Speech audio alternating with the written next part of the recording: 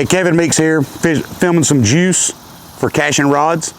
One of the most underrated techniques that's going on these days is the drop shot rig.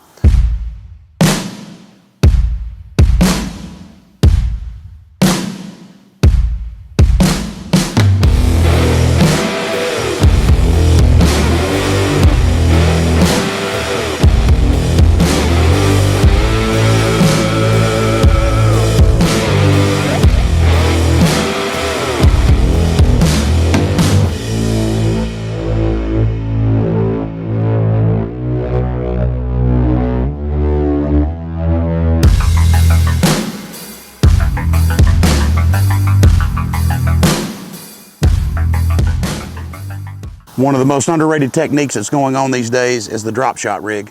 A lot of people have really gotten caught up into power fishing, throwing a jig, a swim bait, big crankbaits. All of that stuff works great, but there's a time and a place for everything. When those things slow down for you and you quit getting bit, a lot of the times the fish are still there, they haven't moved far, and being subtle makes a huge difference sometimes. One of the things that we like to do is we use the John Cruz drop shot rod, and we're taking 20-pound test braid as our main line. We're taking 12-pound test as our leader. I like to put about 8 or 9 feet of the fluorocarbon leader on here. I also use a high vis line, whether it be yellow, pink. The reason for doing that is it allows you to see your line, see what's going on. If you have any kind of wind conditions when you're throwing lighter stuff, it makes a major difference on being able to stay in contact with your bait. The other thing that I do is I use a little heavier weight than most. I like the round ball weight for the simple fact I seem to get hung up less. I'm also able to jig it and to move the bait a lot freer, and I seem to get more of a natural feel. So there's multiple different types of hooks to be used. A lot of times, don't so much worry about the size of your hook. Your hookup ratio is phenomenal. Most of the time, they're hooked in the top of the mouth.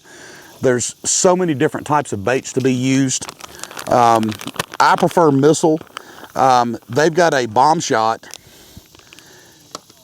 This bait mimics a bait fish tremendously. It's got a lot of kick on the paddle on the tail. It's also ribbed, which helps hold air pockets. It gives it a tremendous amount of movement. You get the illusion of more of a massive type bait because of the ribs, but it's actually a much thinner bait in the center, which allows you to have all the action that you need. So when things are getting tough and they start to slow down on you, don't be afraid to turn around and pick up a drop shot rig, lighten your line, slow down what you're doing, and the fish will start biting for you again.